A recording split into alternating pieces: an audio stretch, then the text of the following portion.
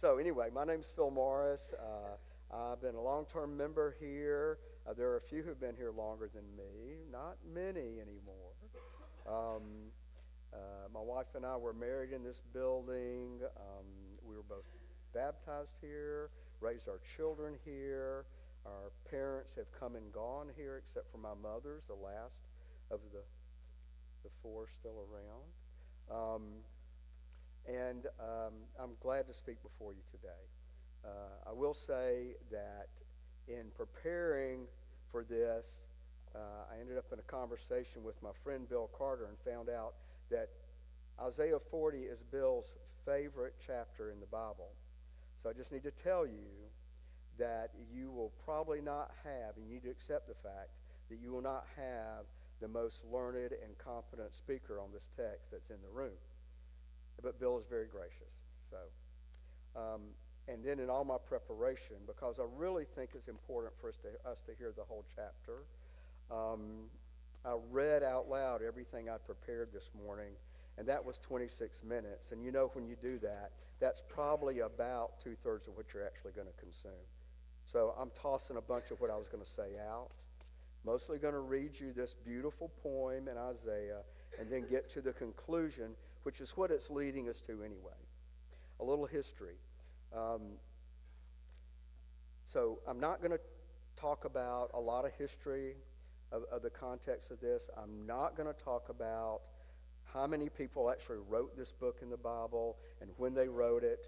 I'm going to take the point of view that Isaiah wrote all the text, but that the first 39 chapters were about things that were happening and God's reflection on that through Isaiah, and then the rest of the book is Isaiah being given the future visions and words from the Spirit to talk to future children of Israel and to us. But just prior to chapter 40, the Assyrians have besieged Jerusalem, and God's angel puts to death a number of the Syrian army, and Sennacherib, their king, has to leave. And so Hezekiah, the king at the time, is feeling really good about himself, and then the Babylonians come to visit. And he shows the Babylonians everything he's got in his palace and his storehouses, all his possessions, all his wealth and everything. So the Babylonians leave, knowing exactly what kind of foe Judah will be. And God through Isaiah is not pleased at all. But Hezekiah takes comfort in Isaiah's words when he says, you need to understand that one day your children and their children will be hauled away in chains, and the nation will come to naught. And that is foreshadowing the Babylonian captivity. And that is the context in which we get this poem. And you've got to realize this is a poem. It's really important to hear it that way. We get this poem about the future, words of comfort for the captives and the captives when they're returned, and words of comfort for us. And we'll do some interjecting in here until we get to the last paragraph, which is where the meat of the lesson is. Comfort my people, says your God. There's a little pause. Repetition is meant for emphasis. It's always true in the Bible, and it's especially true in poetry. And you're going to see many things repeated here. He starts off with a repetition. So there's a strong emphasis here that all of this should be comforting. But you're going to see repeated descriptions of who God is in contrast to other things that might try to steal our heart. Comfort my people, says your God. Speak tenderly to Jerusalem and proclaim to her that her hard service has been completed, that her sins have been paid for, that she has received from the Lord's hand double for all her sins, meaning the punishment is over. A voice of one calling in the wilderness, prepare the way for the Lord. Make straight in the desert a highway for our God. Every valley shall be raised up, every mountain and hill made low. The rough ground shall become level, the rugged places a plain. And the glory of the Lord will be revealed, and all people will see it together, for the mouth of the Lord has spoken. And you see here not only prophesying future restoration for Israel and being and God coming back with them sort of somewhat geographically in their land, but down the road looking at the coming of Jesus as the glory of the Lord and his eventual return. You can see prophecy almost always has multiple meanings. Voice says, cry out. And I say, what shall I cry? All people are like grass, and all their faithfulness is like the flowers of the field. The grass withers and the flowers fall because the breath of the Lord blows on them. Surely the people are grass. The grass withers and the flowers fall, but the word of our God endures forever. So here's the first contrast is putting confidence in ourselves, thinking that we are something when we are like grass and flowers, that just the breath of God blows them away and blows us away. You who bring good news to Zion, go up on a high mountain. You who bring good news to Jerusalem, lift up your voice with a shout. Lift it up, do not be afraid. Say to the towns of Judah, here is your God. See, the sovereign Lord comes with power, and he rules with a mighty arm. Repeatedly, the Christ, the suffering servant, is referred to as the arm of God.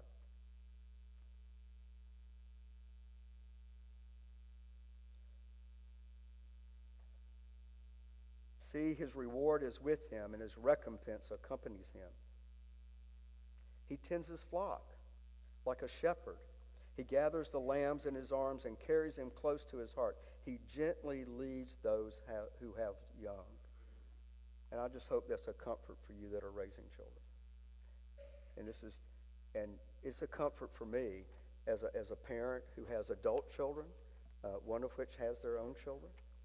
But he is leading us as a shepherd. He holds us close to his heart, and he carries us. And he's has special attention to those with young. Who has measured, and we get a little transition again about this God, who has measured the waters in the hollow of his hand, or the breadth of his hand marked off the heavens? Not Phil Morris. Who has held the dust of the earth in a basket, or weighed the mountains on the scales and the hills in a balance? And right here, Ben would do like this, I think. Conjure up something. And in the next part, he's going to start dancing with his legs. You're not getting that, I'm sorry. Who has measured the waters in the hollows of his hand, or with the breadth of his hand marked off the heavens? Or who has held the dust of the earth in a basket, or weighed the mountains on the scales and the hills in a balance? Who can fathom the Spirit of the Lord, or instruct the Lord as his counselor? Whom did the Lord consult to enlighten him? And who taught him the right way? Who was it that taught him knowledge, or showed him the path of understanding? Repeatedly in the Bible, we see echoes throughout. A lot of what you're going to see when it points to who God is sounds much like some of the monologues in Job and in other places. And now we're going to talk about another group that might gather our hope and we might enamor ourselves with instead of the one true God. Surely the nations are like a drop in a bucket. They are regarded as dust on the scales. He weighs the islands as though they are fine dust. Lebanon is not sufficient for altar fires, nor its animals enough for burnt offerings. Before him, all nations are as nothing. They are regarded by him as worthless and less than nothing. If you're putting confidence in your nation, or your tribe, or your race, or your ethnicity, or your heritage, he's saying all that is going to come to nothing. These are like nothing. Nothing. And we maybe have a tendency to that. Maybe our culture now, maybe it's always been that way. I'm more aware of it. We're more tribal than we've ever been. But it feels that way. And he's saying, if you put your confidence there, it's going to fail you. With whom then will you compare God? To what image will you liken him? And the next verses should be heard as sarcasm. As for an idol, a metal worker casts it, and a goldsmith overlays it with gold and fashions silver chains for it. A person too poor to present such an offering selects wood that will not rot. They look for a skilled worker to set up an idol that will not topple.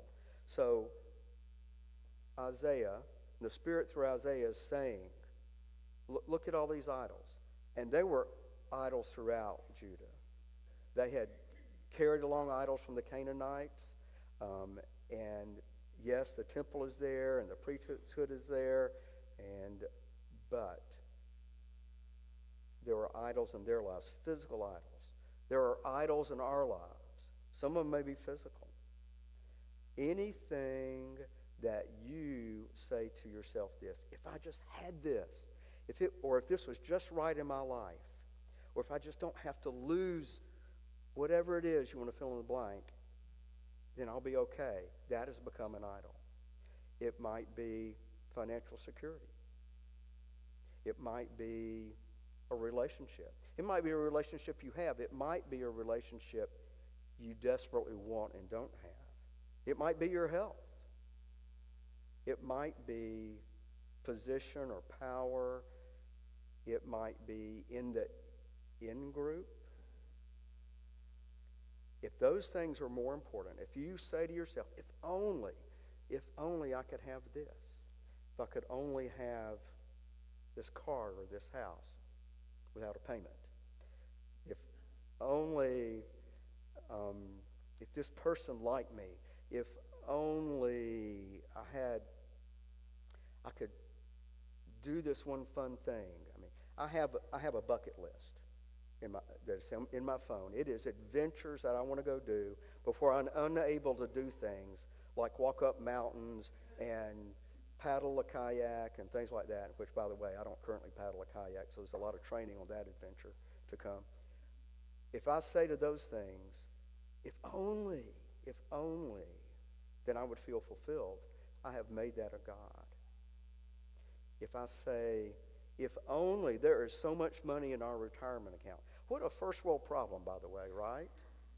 Right? If you have a retirement account, you're financially, socioeconomically, on this globe, you're way up here at the top.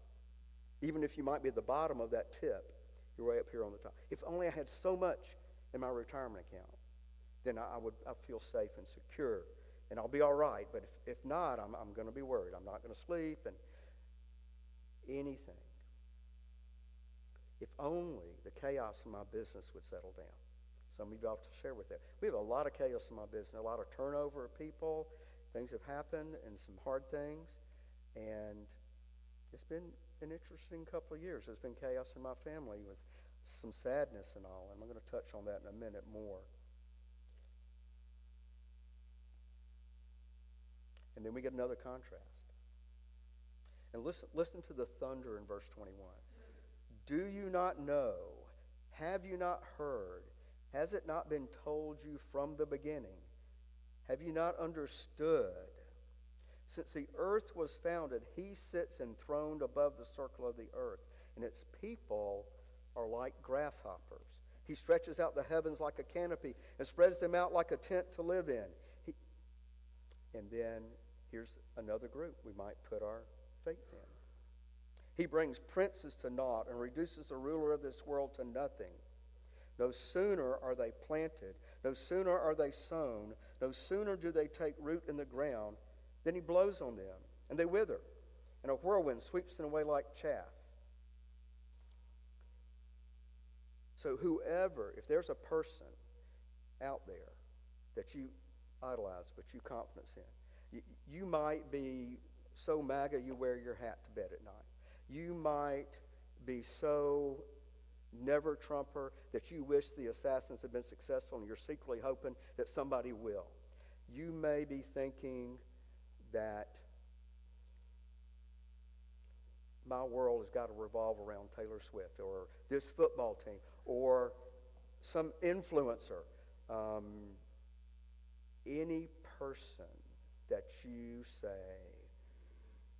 this, if they're successful or if I can be like them, then I will be fine, I will be okay.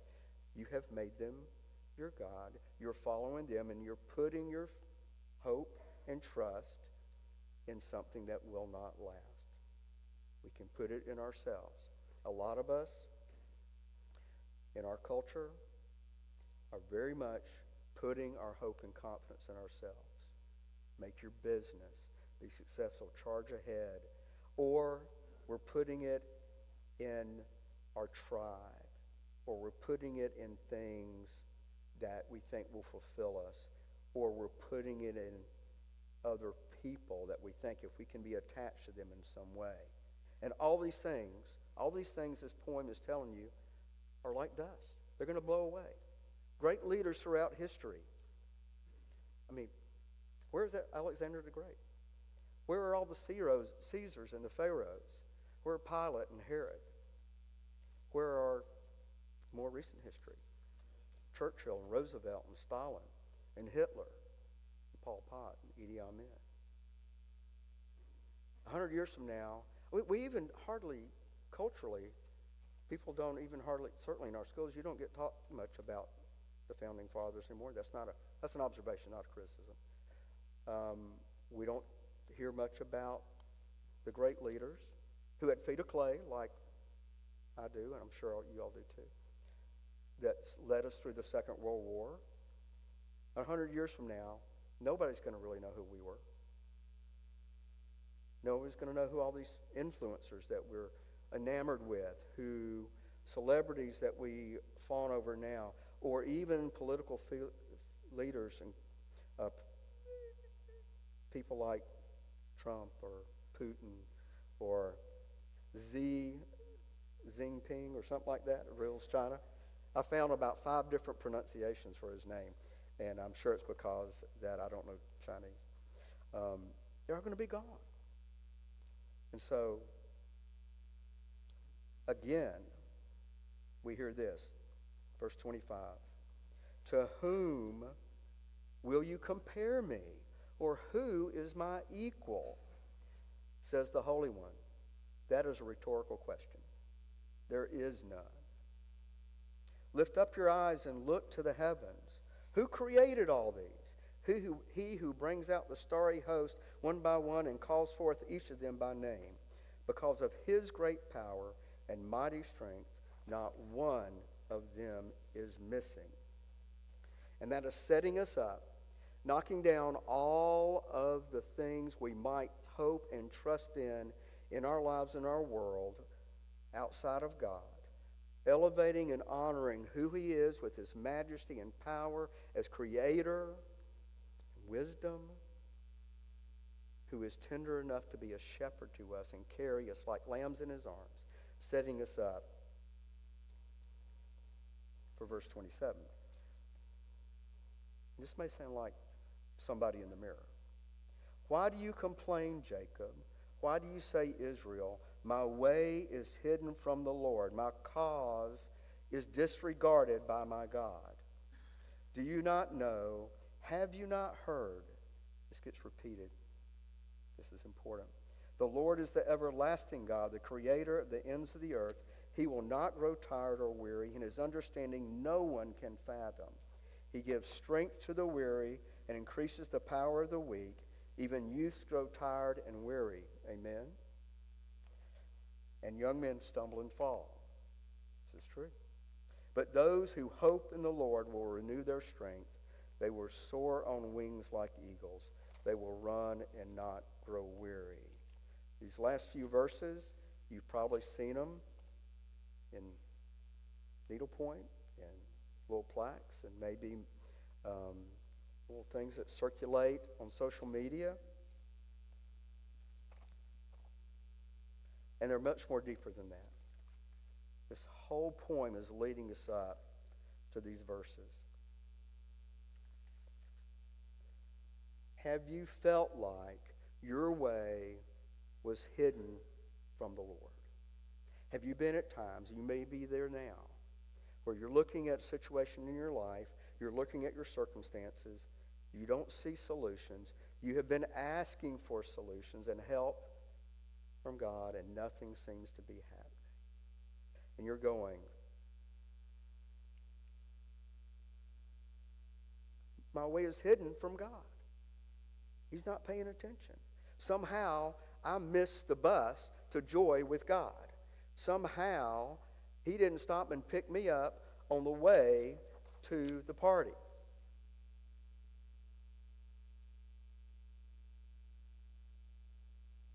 Now, what are those things that might make us feel this way? I'm just going to list a few things that Myra and I have experienced together over the last 2.5 years.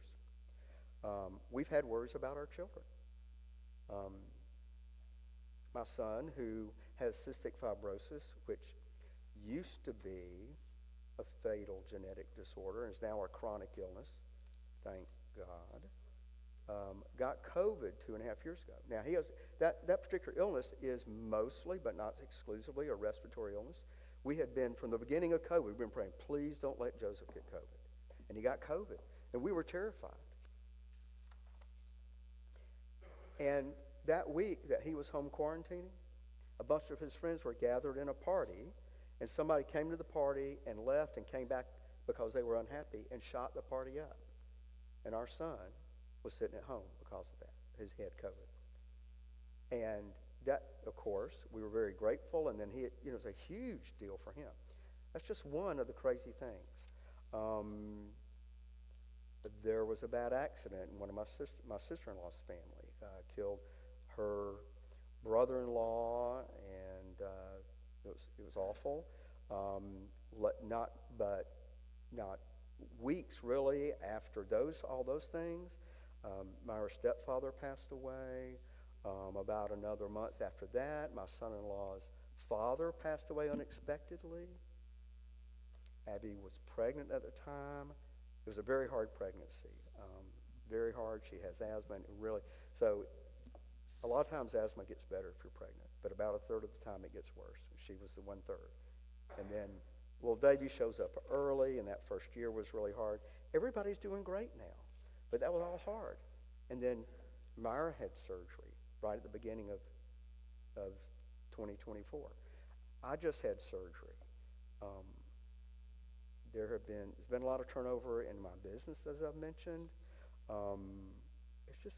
It's been a lot. It would be very easy to say, hey, are you paying attention? Remember me? Remember, I was in this water right here, October 30th, 1979. I've been here a long time with your people. I've taught Bible classes. I've served as a shepherd. I've gone on youth group trips, and you ought to get a special place in heaven for that. Are you paying attention? Have you not heard about what's happening to me? And even if you have, it doesn't seem like things are going the way they should go, right? Yeah, I mean, I know I'm flawed. I'll own up to that. They don't seem to be going. But I'll tell you, what I've had to do is heed some words that I heard from Tim Keller. I'm going to paraphrase it. And it really is, this really revolves some about what we talked about prayer about an hour ago. If I really believe there is an all-powerful, all-knowing, all-good God, who am I to think that I know better than him about how my life should go? I mean, really, who do I think I am? If he really is those things, if I really believe that's who he is, then his way's better. It's always better, even if it doesn't make sense, especially when it doesn't make sense. And I'm going to tell you, there's a lot about life that doesn't make sense to me. Not right now, not for a while. And I don't know that I necessarily need to understand it well. I'm asked to do certain things. But to be able to understand him and his ways, I'm not asked to do that.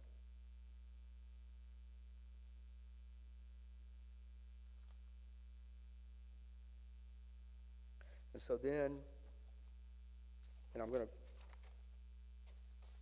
give you these words again.